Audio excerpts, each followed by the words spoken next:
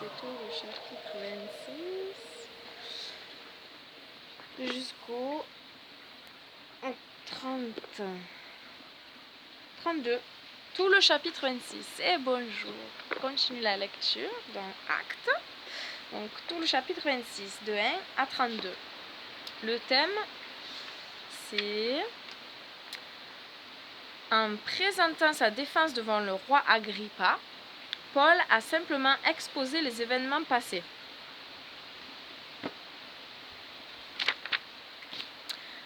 Agrippa dit à Shaoul, « Il t'est permis de parler pour défendre ta cause. » Alors Shaoul étendit la main et présenta sa défense en ces termes. « Roi Agrippa, je m'estime heureux d'avoir à me défendre devant toi de toutes les charges dont je suis accusé par les Juifs, car tu es au courant de toutes les coutumes juives et des controverses qui existent parmi eux.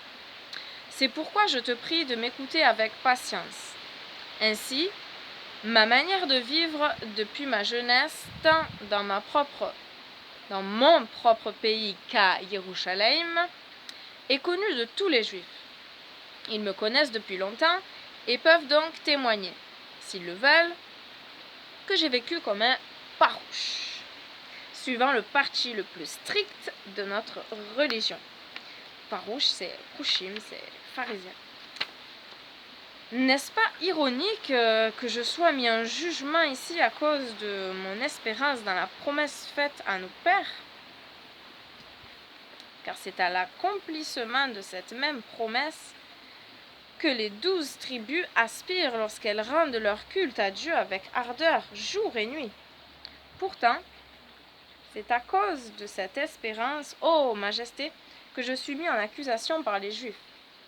Pourquoi, parmi vous, estime-t-on incroyable que Dieu ressuscite les morts?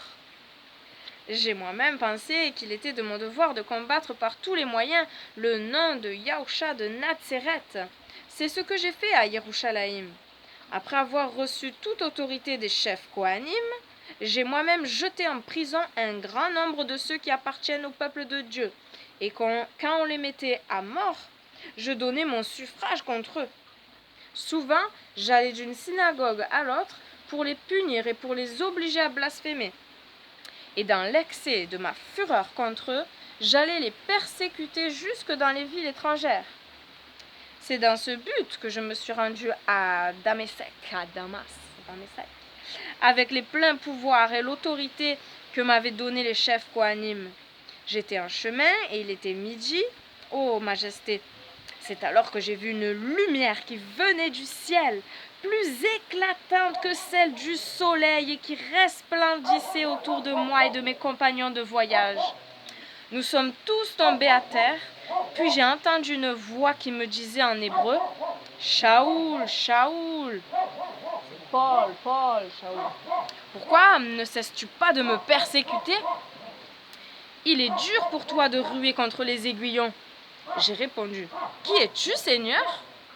Et le Seigneur m'a répondu, « Je suis Yahusha, que tu persécutes, celui qu'on appelle Jésus.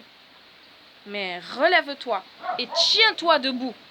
Je te suis apparu pour t'établir serviteur et pour témoigner de ce que tu as déjà vu de moi et de ce que tu verras quand je t'apparaîtrai encore.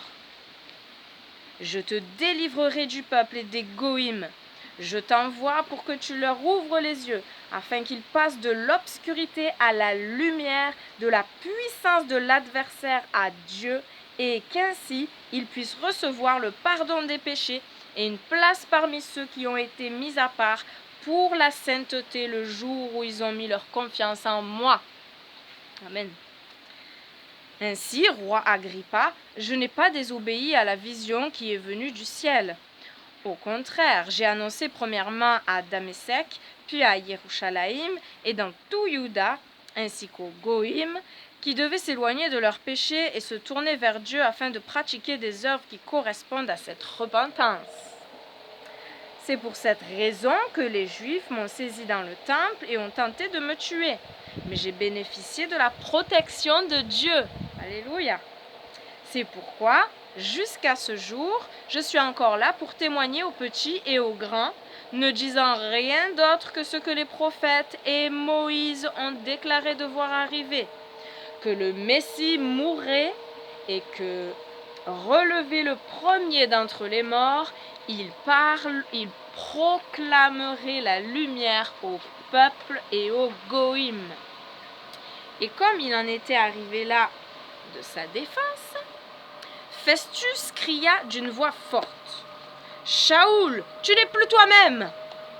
Toutes tes connaissances t'ont rendu fou! » Comme tu dis souvent, hein, t'es fort avec ta Bible. Toutes tes connaissances t'ont rendu fou. Mais Shaoul répondit: Non, je ne suis pas fou, très excellent Festus. Au contraire, je dis des paroles de vérité et de bon sens, car le roi comprend ces choses, et je peux donc m'exprimer librement, étant persuadé qu'il n'ignore aucune de ces choses, puisqu'elles ne sont pas arrivées dans un coin caché. Non, tout le monde était au courant de ce qui s'est passé. Roi Agrippa, crois-tu au prophète? Je sais que tu y crois.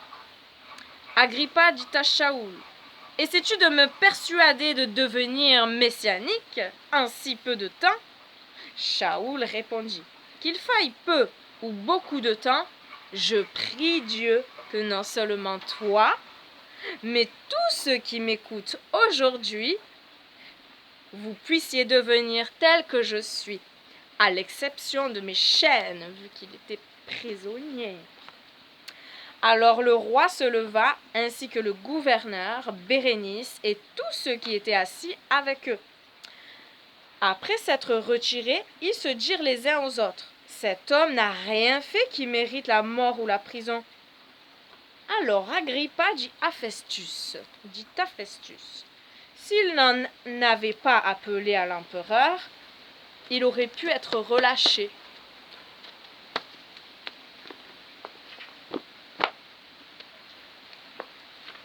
Fin du chapitre 26 et de la lecture du jour. Et la question de méditation, c'est: est-ce que j'essaie de cacher mon passé, de le minimiser, ou bien est-ce que je l'apprécie à sa juste valeur et l'utilise de façon constructive? Notre passé est un témoignage, puisque nous étions perdus et nous sommes sauvés, puisque nous sommes passés de l'obscurité à la lumière, puisque nous sommes passés de la mort à la vie, puisque nous sommes passés de ignorant Dieu à faisant partie de la famille de Dieu. Alors, notre passé n'est pas un renier, mais il doit être un témoignage. Merci Seigneur pour toute la vie que tu nous as donnée jusqu'à aujourd'hui, pour notre passé, pour notre parcours, parce que tous nous avons un parcours différent et on ne doit pas le cacher. Non. Merci Seigneur de vraiment nous faire parler correctement afin de faire passer ce message-là. Oui, tu es celui qui change les vies, tu es celui qui transforme les vies, tu es celui qui ne regarde pas à la gravité du péché. Voilà, l'apôtre Shaoul, Paul, était un meurtrier de croyants. Il était croyant, zélé dans une mauvaise pratique religieuse, et alléluia, tu l'as arrêté, tu l'as aveuglé sur le chemin de Damas. On a l'habitude de Damas, je ne me rappelle même plus comment c'est dans la version de David Stern, entre autres. Mais voilà, tu l'as arrêté sur ce chemin, et tu peux arrêter encore des gens. Tu peux arrêter des terroristes, tu peux arrêter des meurtriers, tu peux arrêter des grands voleurs, tu peux arrêter tout le monde, Seigneur. Merci, Seigneur, de ce que les vies peuvent changer avec toi, parce que tu es le Dieu des miracles. Merci de continuer ton œuvre en chacun de nous. Merci, Seigneur, de travailler à travers chacun de nous. Et merci d'enlever de nous toute résistance, tout orgueil, tout esprit de timidité, afin qu'on puisse parler correctement, qu'on puisse agir selon ta gloire, être obéissant, Seigneur, à toi, à la parole. Merci, Père, sois glorifié à jamais dans le beau nom de Yahusha, le nom qui est au-dessus de tous les noms, car il n'y a pas d'autre nom qui ait été donné sur la terre afin que les hommes soient sauvés que le nom de Yahusha, qu'on appelle Jésus. Soyez bénis. Bonne journée.